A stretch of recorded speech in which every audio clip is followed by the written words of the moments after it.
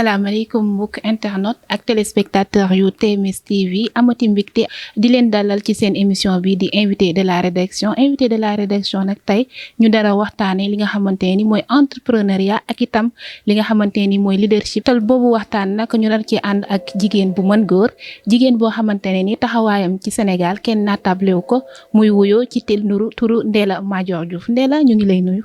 maa ngi lay fay. nuyul ak waa téléspectateurs yi. maa ngi nuyu tous les téléspectateurs de TMS. Donc di nuyu sénégalais de la diaspora di nuyu Sénégal yëpp. góor ak jigéen mag ak ndaw fàttewuma kenn. Ndella tey ñu nar a waxtaanee li nga xamante ni mooy entrepreneuriat nga nekk entrepreneur taxawal lu bari te yombul jigéen daal di taxawal loolu naka nga def bu mën a daal di taxawal Saphir ak yeneen ak yeneen. Un parcours depuis 1992. On est en 2022, je pense c'est 30 ans. C'est 30 ans. C'est 30 ans de parcours. Individuel. Lan nga njëkk a samp. Bon. Au départ, c'était purement social. J'ai créé SOS Santé pour venir en aide aux malades. Il fallait organiser des concerts de collecte de fonds pour acheter des médicaments, puisqu'en étant étudiante en 4e année de médecine à l'époque, on était en stage à Dantec. On était en stage à Dantec. À Dantec. waaw ñu nekkoon stage à Dantec. léegi mu am benn malade bu ñëw ndeysaan faatu suñu kanam laata muy faatu mu xas ñu mu ne xanaa nekkuma hôpital. sànq ba léegi maa ne di ne sama biir dafay métti te mun leen ma jox garab. Ça a créé un déclic ça à mon niveau. Après ma ne y a pas de santé au Sénégal. Je vais créer une association. À l'époque j'avais tellement d'énergie. Donc ma ne ko je vais créer une association de SOS Santé laa koy tuddee parce que y a pas de santé au Sénégal. xam boobu à l'époque il y avait SOS racisme. C'était l'époque des SOS. Moi je dis SOS Santé parce qu'il y a pas de santé au Sénégal. léegi après il fallait faire un programme. Un plan d'action pour SOS Santé. Il fallait faire connaître le plan d'action des SOS Santé. Qui consistait à venir en aide aux malades. Venir en aide aux malades, ça veut tout dire. C'est tout un programme. C'est tout un programme. naka nga def ba daal di réussir loolu nga xamante ni mooy SOS Santé. Bon, en mettant en place le plan d'action, il fallait maintenant chercher des financements. Da nga waroon seet des financements. Donc il fallait nga lijjanti xaalis pour mën a jàppale maladie. te boobu xale la. Tu étais étudiante en médecine. boobu xawma système bi nu muy fonctionner. boobu dama doon ne waa lan mooy bailleur de fonds yi fan la ngi nekk ñi tontu bi ne ma bailleur de fonds ñi ngi à place de l'indépendance. xam nga ñu si bëri seen bureau yi fa la ngi nekk. dëgg la. Bon après ma organiser concert nag. ma ne damay organiser concert dem si ñoom Mikaël Souma Simon Melech pour ñu jàppale ma si communication bi. c'était artistes yëpp noonu laa xamee Youssou Ndour. noonu laa xamee Coumba Gawlo noonu laa xamee Pape Niang noonu laa xamee ñoom ñëpp. ndeysaan. Après boole si don de sang. donc c'était des concerts pour collecter xaalis jënd garab. ak maye deret don de sang mooy maye deret. ma def ko centre national de transfusion sanguine. donc dama leen maye deret ba ngi nañu doy na. parce qu'on le faisait chaque mois. Pape Diop maire de Dakar. yal na ko yàlla yërëm. ancien maire de Dakar. bokk si ñu ma njëkk a jàppale. utal ma local di ma ko fayal 400 000 par mois. ville de Dakar di ma ko fayal 15 jours du fond de terre. parce que soo bëggee liggéey bu baax dangay am ay bureau. léegi laa tabax sama kër amuma problème mu kër. mais à l'époque il fallait nga am kër. pour def ko siège bi. Pape Diop moo ma si jàppale. UNICEF jàppale ma si. si rénovation parce que kër gi dafa màggetoon. concert yi nag doxul. mu tombé télécentre communautaire. ma créé samay télécentre 65 francs l'unité. robinet bi ubbeeku. à part télécentre yi ma créé serveur vocal boobu maa ngi. c'était en quelle année ban année la woon. 95 1995 96 97 98 fa la amee sama serveur vocaux yi ak télécentre communautaire yi daanaka man maa doon cobaye Sonatel quoi en matière de serveur vocal parce que daanaka man maa dem seeti leen ne leen dama am émission bu dox Sud FM parce que plan d'action bi de SOS santé volet communication bi il fallait ma am rajo fu ma ko waxee RTS nag laa ko tàmbalee Info Jeune rajo Sénégal International ak Adama Sow jóge fa Sud FM juddu 94 juillet 94 xanaa juddu guloo woon de Sud FM juddu 1994 ñu dem ñu ñëw ubbi Sud FM maa du yore moom volet santé bi léegi Pape Diop ville de Dakar maire de Dakar jàppale ma am samay locaux 15 jours du fond de terre daanaka fa laa tàmbali dëgg sax ci liggéey entrepreneuriat bi ubbi samay télécentre télécentre yi ñoo ma permettre ma am sama auto école jënd ko cash Abdou Diouf jox ma sama fréquence rajo Santé FM Dakar 96.6 moom laa utiliser nii pour Safir luwe samay kër tàmbale nanka nag di jóg di daanu commencé benn mât de 12 mètres ba may pylône 50 mètres ku ne entreprendre wax risque parce que jóg ne da ngay taxawal dara da nga am ay risques yoo xamante ni mun na la ci gàllankoor moo tax ñëpp kenn ñemewu ko j'ai perdu des milliards man sama centre de formation ça a coûté des milliards mais jóg di daanu ñàkk lu bari Sonatel me doit des milliards ba tey xaalisu Santé FM ba léegi mi ngi ak Sonatel xaalisu rajo Touba International ba léegi mi ngi ak Sonatel damay sonn bàyyi ndax xeex bi day métti ndax Sonatel pour décourager loolu la équipe bu lay gérer da ngay jékki-jékki dañu changer leen man Abdou Karim Sall mujj bi moo ma doon gérer mujj bi mu bàyyi Sonatel ba léegi mooy ministre de l'environnement kon méthode usure la Sonatel di utiliser da nga am benn dossier day dafi ati at ñuy nommer rek di nommer rek ku ñëw ñu ne may ma jot ma étudier ce dossier ngay perdre temps donc man sama centre de formation bopp sama formation bopp si entrepreneuriat ça a coûté des milliards ah bon naka la loolu mën a demee ça a coûté des milliards parce que émetteur de cher si serveur vocal j'ai apporté beaucoup d'argent à la Sonatel ni ma këpp sali kenn xamul mu toon xaalis bi ma këpp sali def naa 9 déménagements xam nga toxu dafa cher torop da ngay joxe caution matériel yi yàqu si diggante bi ngay installé waat ay pylônes 9 déménagements laa def à Saly kon Saly ñor na ma c'est trop radio restaurant laa fa def radio club restaurant si ma may def radio restaurant hôtel concept yooyu laay créé radio restaurant am na fii si kër gi soo 3e étage après balaa ngeen dem ñu revisiter leen ko doo leen gis ay studio comme yeneen studio comme ni ngeen remarqué j'ai beaucoup d'espace soo ñëwee 3e sax nga gis benn rajo benn club artiste di nga fi tëgg damaa tabax ba tabax discothèque sama kër lépp si entrepreneuriat comme ça da ngay am recette boisson recette lekk di jaay say ticket d'entrée doo xaar publicité rek pour rajo bi donc notion entrepreneuriat boobu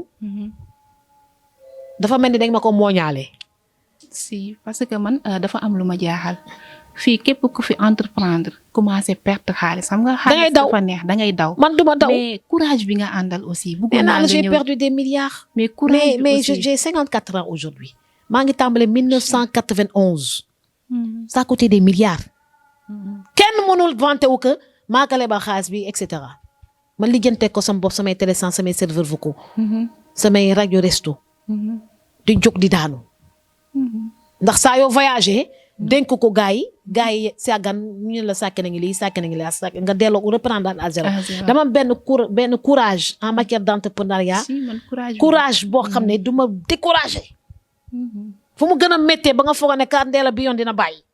keroog yooyu laay gën a jafandu jàpp parce que da nga ko bëgg. dama bëgg création d'emploi su doon sama sago ñëpp am liggéey. si man concept boobu loolu moo ne si man su doon sama sago ñëpp Sénégal ñu am liggéey. quand je dis donnez-moi le Sénégal ma nekk président de la République Sénégal. billaay bés mu ko joxe réew mi. xaw ma ban at lay doon. ñëppay am liggéey. et tamit dafa am lu ma. parce que je crée des espaces de travail. maintenant yow yaa koy téye. valoriser ko. wala nga sàggane ko. wala nga négliger formation bi ñaata nit laa formé. ci animation. en plus da nga daan formé da ngay formé ci animation. Patra fan la ja xam nga yaa ngi dugg ju man ma yee doo commencé judduguloo. dëgg la. kan moo formé Patra. kan moo formé exemple yooyu laay faral di PNJ bu mu ñoom laa mujjee formé di. ñoom Carlo Rogers ak Simon ak Sidaat ak ñëpp fii lañu jaar di. ñoom bi ñu fi nekk yow si judduguloo. dégg nga wax ji. ñi ngi France. ñi ngi États-Unis ñi ñu ngi Canada. ñoom ñëpp dañ lay xam nga léegi avec WhatsApp yi ñëpp tout le monde est connecté. da ngay jékki-jékki rek kenn ka envoyé le message pourtant sa élève laa woon de. élève animatrice laa woon de. léegi maa ngi doog a comprendre li ñu doon wax. énergie boobu si liggéey. ñoom moom laa lay jox da ngay ñëw. liy nelaw si yow. ma yee ko. sa kanam laay xool ma xam ne yaa ngi ñor wala ñoraguloo. soo ñorulee damay avancé. je vois mais quand je regarde le visage. ak sa doxin dinaa xam ne kii ñor na. waaw parce que man dama am don. lii nelaw si nit. dama koy yee ba nga njaxlaf. ba nga njaxlaf parce que soo njaxlafee rek. mën a créer. soo njaxlafee caaxaan du tax nga découragé. fu mu gën a méttee foofu ngay doog a tàmbale. dëgg la. te teg ci ku ne entrepreneuriat wax innovation te dañuy gis Ndella à chaque fois dafay innover loo xamante ni kenn xalaatu ko fan mooy sa source d'inspiration. nee naa la. man damay créer rek. am na ku ma dee woon Ndella chaque phrase bu mu tudd. c'est un projet. source bi moo ma jaaxal. xasaay yi ma doon déglu. en 98. kenn ñitti rus a teg xasaay. si rajo yi. nga dem Touba teg rajo Touba International. très bien. y a 22 ans. bi ma installé rajo si diggi Touba. kenn xalaatul ñëw installé kenn ñëwu ko sax def. RTS Diourbel la yem. donc lépp loo xam ne dama ko xalaat te bëgg ko. gisuma ku ma koy empêcher def. ak quel que soit le prix. te xaaluma am ay millions wala milliards pour def ko. 100 000 francs su ma ko amee. 100 000 francs yi li ma mën a jox moom laa koy tàmbalee. esprit boobu laa am. duma xaar am 50 millions. parce qu'il faut 50 millions pour avoir une bonne radio. minimum 50 à 100 millions. duma xaar ba am 100 millions pour installer une radio. 5 millions su ma ko amee sa dóor ko mu daanu. def bu yem. bu muy màgg. duma xaar ba mu mot ma doog a tàmbalee l'essentiel nañ ma dégg rek. soxla ma 1 million de personnes déglu ma 100 000 personnes yu ma déglee baax na. soxla ma am émetteur 2 kilos pour démarrer rajo même 100 watts wala 4 wala 40 watts sax mun naa ko démarrer rajo. ça veut dire que man. je démarre avec peu de moyens. après yàlla mooy nangu. yàlla mooy ñëw après parce que yàlla de moo may tiim di ne xale bi am na jom. di ma am jom. teel a yeewu di liggéey avec peu de moyens may ñafe rek. après yàlla day lay këpp xaalis doo xam sa fu mu jógee. doo xam fu mu jógee. comprendre ça veut dire que nit ki da ngay looy def si àddina na nga ko gëm.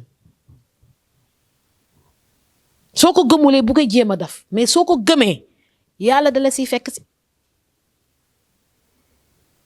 man état d'esprit boobu laa toon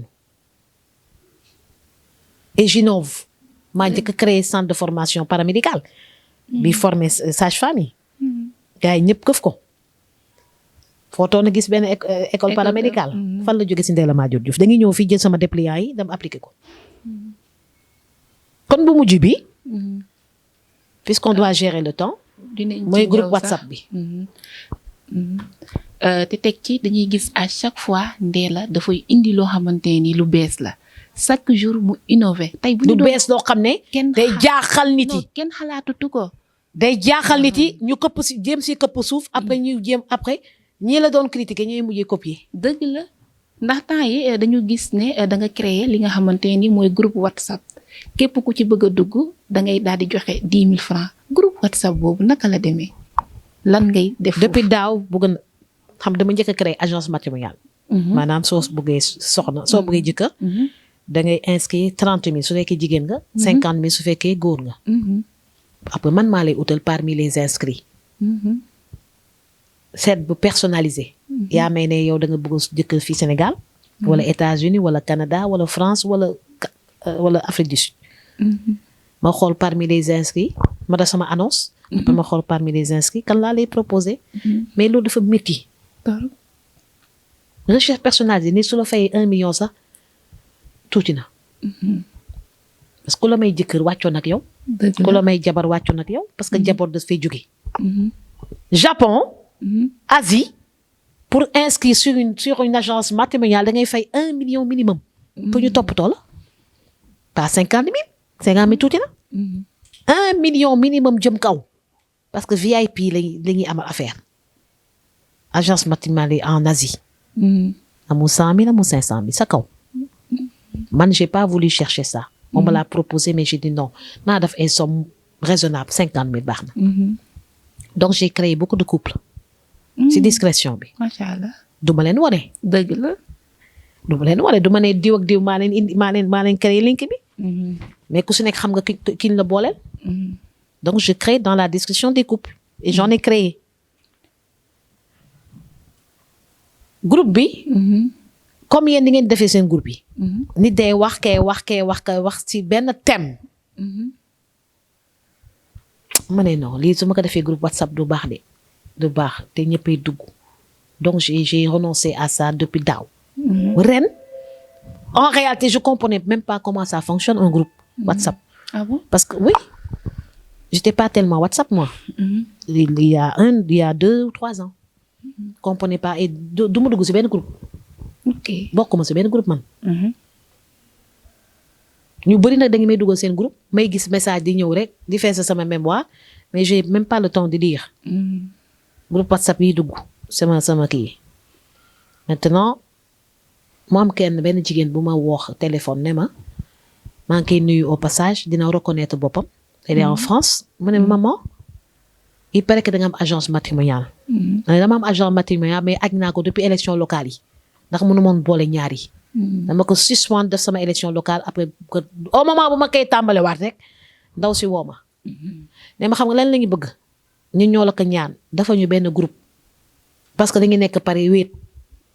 suñu liggéey ba pare on a personne à qui parler il fait froid. amuñu xarit ah soo ñu créé woon benn groupe.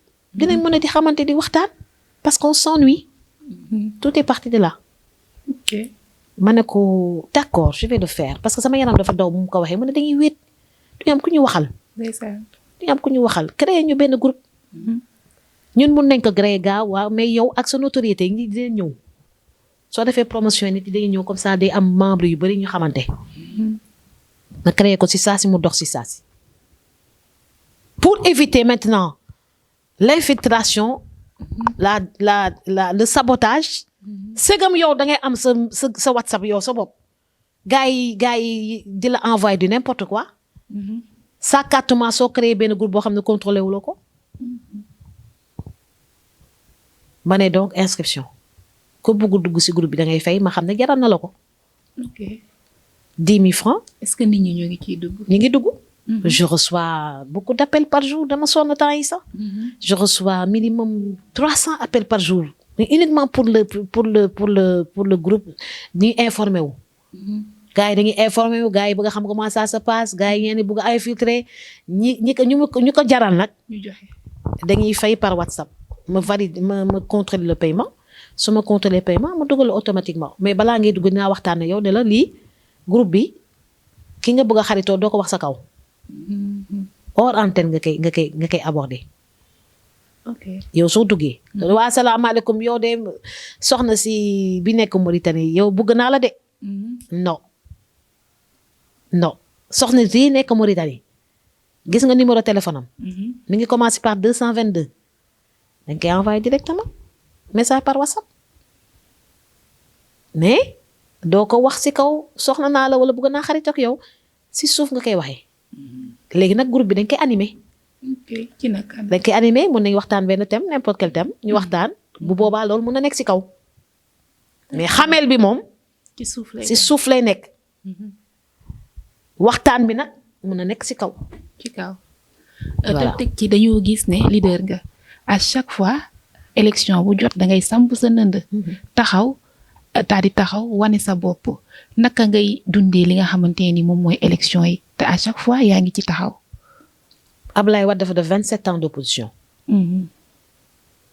man léegi ma mot 20 ans d'opposition. am na ñu ma si doon saboté si ni ma ne yàgg nga si politique te musuloo si am dara. yëpp dégg naa ko. danga ko bëgg. école la. yow balaa nga am doctorat du da ngay dem préscolaire. jàng scolaire. lycée. dem université. doog a nekk docteur en médecine.